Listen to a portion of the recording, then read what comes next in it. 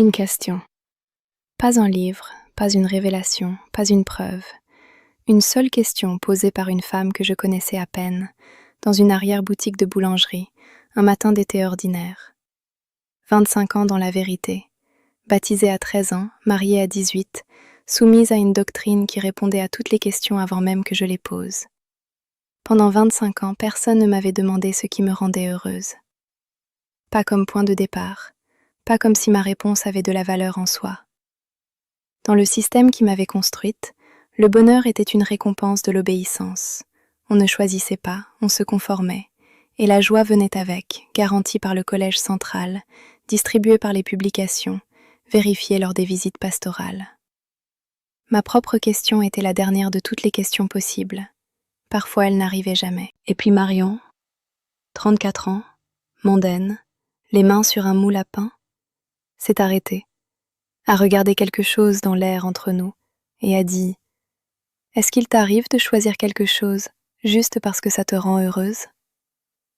4 mois après mon exclusion, je vais vous raconter ce que cette question a défait, comment elle l'a défait, et ce qu'il reste quand 25 ans de construction s'effacent. Pas pour vous convaincre, juste pour que vous sachiez que ça existe. Ce moment où quelqu'un vous parle, comme si votre propre réponse avait de l'importance. Si vous ne l'avez jamais vécu non plus, restez. J'ai été baptisée à 13 ans. Été 2012, bassin de la salle du royaume de Clermont-Ferrand Nord. Le bâtiment en parpaing crépi beige du quartier ouvrier, les néons au plafond, la moquette industrielle grise sous les pieds de tout le monde. L'eau était froide. Je me souviens de l'eau froide et des néons et du bruit des applaudissements qui ont duré exactement le temps qu'il fallait. Ni trop, ni trop peu, comme tout le reste dans cet endroit. Mon père était dans l'assemblée. Philippe Moreau, assistant ministériel, 32 ans chez Michelin. Un homme qui savait exactement quoi faire dans chaque situation que l'organisation avait anticipée et qui disparaissait complètement dans toutes les autres. Il avait l'air satisfait ce jour-là. Pas ému. Satisfait. Il y a une différence, et j'avais 13 ans, et je la voyais déjà, cette différence, même si je n'avais pas encore les mots pour la nommer. Ma mère Isabelle pleurait. Elle était pionnière permanente depuis plus de 30 ans. Le service du chant était sa vie entière, les sacs de revues dans le couloir de l'entrée, les cartes de territoire sur la table de cuisine le dimanche matin avant d'aller prêcher. Elle pleurait parce que j'entrais dans la vérité officiellement, parce que j'étais sauvée, parce qu'Armageddon pouvait maintenant venir, sans me prendre avec les méchants. C'était un pleur de soulagement, pas de joie. Là aussi, il y a une différence. Moi, je ne pleurais pas. Je ressentais quelque chose que j'aurais décrit à l'époque comme de la paix et que je reconnaîtrais aujourd'hui comme de l'anesthésie. Il n'y avait rien à décider. La décision avait été prise pour moi. Pas par mes parents, pas par les anciens, mais par la totalité du monde dans lequel j'avais grandi, qui ne laissait aucune fissure par laquelle une alternative aurait pu entrer. Je n'avais pas choisi la vérité. J'avais simplement cessé de résister à quelque chose qui n'avait jamais eu d'opposé visible. Ce n'était pas une mauvaise enfance. Je veux être précise là-dessus, parce que je ne cherche pas à réécrire l'histoire pour qu'elle soit plus simple qu'elle n'est. Il y avait de l'amour dans cette maison. Un amour conditionnel, calibré, mais présent. Ce qu'il n'y avait pas, c'était de l'espace. Pas d'espace pour me demander ce que je voulais étudier, pour imaginer une carrière, pour envisager une vie qui ressemble à autre chose que ce que l'organisation avait prévu pour les filles de mon âge. La nourriture spirituelle au temps convenable remplissait tous les creux. Les études de la tour de garde, les réunions, la prédication. Le calendrier était si plein qu'il n'y avait jamais un mardi soir vide dans lequel une question dangereuse aurait pu prendre racine. J'avais grandi en m'adaptant parfaitement à un moule que je n'avais pas vu, parce que je n'avais jamais rien connu d'autre. C'est très difficile à expliquer à quelqu'un qui n'y a pas vécu. Ce n'est pas que tu ne penses pas, tu penses énormément.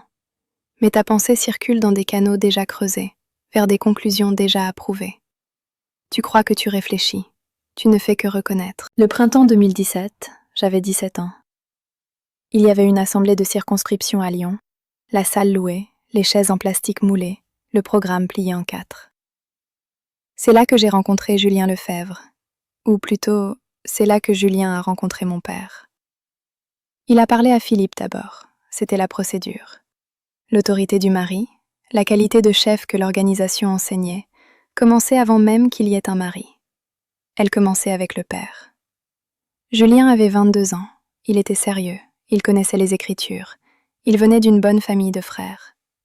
Philippe a dit oui avant que j'aie dit quoi que ce soit. Je ne dis pas ça pour accuser Julien. Je dis ça parce que la structure était telle que personne dans cet arrangement, ni Julien, ni Philippe, ni même moi, n'a trouvé bizarre que ma propre opinion soit la dernière à être consultée. C'était normal. C'était la procédure. Et la procédure avait été conçue par le Collège central, qui avait été guidé par Jéhovah. Alors, qui étais-je pour trouver ça étrange? 10 mois de fréquentation accompagnée. Mariage le 14 octobre 2017. J'avais 18 ans. Dans le programme d'assemblée que j'avais gardé dans la poche de mon manteau ce jour de printemps à Lyon, il y avait un article sur le bonheur conjugal. Je l'avais lu attentivement. Je prenais des notes. L'été 2024, je travaillais à mi-temps dans une boulangerie à Clermont-Ferrand. C'était un travail que j'avais trouvé seul, une des rares décisions que j'avais prises sans que quelqu'un me la suggère d'abord. Le mariage battait de l'aile depuis des mois, d'une façon que je ne me permettais pas encore de nommer clairement. Il y avait une fatigue, une distance que je comblais avec du zèle, plus de prédications, plus de réunions, plus de sourires aux visites pastorales. Comme si la ferveur spirituelle pouvait boucher une fissure dans une fondation. On m'avait appris que les difficultés conjugales venaient d'un manque de prière ou d'un manque d'application des principes bibliques. Je priais donc davantage. Je cherchais dans les publications la réponse à une question que je n'avais pas encore le droit de poser ouvertement. J'aimais ce travail. J'aimais arriver tôt, avant l'ouverture, quand la boulangerie n'appartenait encore à personne de particulier. L'odeur de la farine chaude, le bruit des fours, la discipline physique de ce qui était à faire, charger, retourner, empiler, nettoyer. Mon corps travaillait et mon esprit se taisait, et ce silence-là était différent du silence qu'on m'avait appris à la salle du royaume. C'était un silence sans obligation. Personne ne prenait de notes sur ce silence. Personne ne l'évaluerait lors d'une visite d'encouragement. Dans cet espace, personne ne savait qui j'étais censée être. Personne ne connaissait le nom de mon mari, le nombre d'heures de prédication de ma mère, la congrégation de mon frère Thomas. J'étais simplement quelqu'un qui savait retourner les pains correctement et qui arrivait à l'heure. Ce dépouillement-là, cette anonymité provisoire, était la chose la plus reposante que j'avais connue depuis des années, et je n'aurais pas su l'expliquer à l'époque, parce que je n'avais pas encore les mots pour ce que le contraire de ce repos signifiait. C'est là que j'ai commencé à travailler avec Marion. 34 ans, divorcée, mère d'un enfant qu'elle élevait seule. Une femme du monde, mondaine, c'est le mot que j'utilisais alors dans ma tête, automatiquement, sans même remarquer que j'étais en train de mettre une étiquette sur un être humain avant de le voir. Elle riait souvent, sans raison particulière. Pas ce rire des gens qui cherchent à plaire, mais celui des gens qui trouvent la vie suffisamment drôle dans ses marges. Elle me posait des questions directes et écoutait les réponses sans les évaluer. Elle ne cherchait pas à me corriger. Elle ne cherchait pas à me sauver. Elle ne cherchait tout simplement rien. Une personne m'a écrit il y a quelques semaines. Elle disait qu'elle avait du mal à comprendre pourquoi une seule rencontre pouvait changer une vie entière. Je comprends la question. De l'extérieur, ça semble fragile. Mais ce qu'elle ne voyait pas, c'est ce que Marion représentait comme contraste. Pendant 25 ans, chaque relation dans ma vie avait été médiatisée par l'organisation. Même la plus intime, même la plus quotidienne, il y avait toujours une doctrine derrière, une attente, une évaluation. Mon amitié avec les sœurs de la congrégation existait dans le cadre de réunions, de groupes de prédication, de sorties organisées. Il n'y avait pas vraiment d'espace pour quelqu'un qui vous aimait, en dehors de ce que vous représentiez pour le système. Marion ne me demandait rien du tout, c'était la première personne. Ce matin-là, le matin de la question, la cellule de refroidissement automatique était tombée en panne. Je retournais les pains au levain à la main, un par un, sur la grande grille en inox posée sur le plan de préparation. Les pains étaient encore tièdes, le dessous légèrement humide de vapeur. La farine s'était déposée sur mes avant-bras jusqu'au coude. Quand je m'appuyais contre la grille pour attraper les pains du fond, la chaleur traversait le tablier. Pas une brûlure, juste une précision de chaleur, quelque chose de très physique et de très présent. Marion travaillait à côté de moi. Elle rangeait les moules. On ne parlait pas beaucoup. C'était un silence ordinaire entre deux personnes qui travaillent. Je ne savais pas que c'était le dernier matin du monde d'avant. Marion s'est arrêtée. Elle a posé un moule. Elle regardait quelque chose. Pas moi, pas la grille. Quelque chose dans l'espace entre nous. Et puis elle a dit « Ça a l'air vraiment solitaire. Est-ce qu'il t'arrive de choisir quelque chose juste parce que ça te rend heureuse ?» C'est tout. C'est la phrase entière. Je n'ai pas répondu tout de suite. J'ai continué à retourner les pains. J'avais encore la main sur la grille, la chaleur dans le tablier. Et à l'intérieur de moi, il s'est passé quelque chose que je ne saurais pas décrire correctement aujourd'hui encore. Ce n'était pas une émotion. C'était plus structurel que ça. Comme si on avait retiré une pièce maîtresse dans un bâtiment, et que rien n'avait encore bougé, mais que tout allait bouger. Personne ne m'avait posé cette question en 25 ans. Pas une seule fois. Pas mon père, pas ma mère, pas Julien, pas un seul ancien lors d'une visite d'encouragement. Pas parce qu'ils étaient cruels. Je le répète parce que c'est important, parce que la cruauté aurait été plus simple à traiter. Mais parce que la question n'existait pas dans notre système. Dans la vérité, le bonheur était une conséquence de l'obéissance. On ne choisissait pas ce qui rendait heureux. On obéissait, et le bonheur venait avec. C'est ce que le collège central enseignait. C'est ce que les publications répétaient. C'est ce que la nourriture spirituelle au temps convenable garantissait. Demander à quelqu'un ce qui le rendait heureux, comme point de départ, comme critère valable en soi, c'était presque une question apostate. J'ai répondu quelque chose de vague, je ne me souviens plus exactement. Quelque chose du genre « ça va, je m'en sors ». Marion a hoché la tête et n'a pas insisté. Elle ne savait pas ce qu'elle venait de faire. Elle m'avait juste posé une question comme on pose une question à un égal, en supposant que j'avais une réponse, que j'avais le droit d'en avoir une, que mon bonheur était une donnée pertinente. Les semaines qui ont suivi, je n'ai pas bien dormi. Je pensais à la question. Je me demandais pourquoi je ne pouvais pas y répondre. Pas par manque de mots, mais parce que la réponse n'existait pas. J'avais 24 ans. Non, j'allais avoir 25 ans cet été-là. Et je n'avais jamais choisi quelque chose uniquement parce que ça me rendait heureuse. Chaque décision de ma vie avait été filtrée par une autre question d'abord. Est-ce que c'est conforme? Est-ce que Jéhovah approuverait? Qu'est-ce que les frères en penseront? La mienne venait toujours en dernier, et le plus souvent, elle n'arrivait jamais. J'ai commencé à écrire dans un carnet, la nuit, quand Julien dormait. Pas des journaux intimes, juste des listes. Des choses que j'aimais faire, des choses que je n'avais jamais essayées. Des questions que je me posais depuis longtemps, et que je n'avais jamais laissé finir. Je n'avais pas de plan.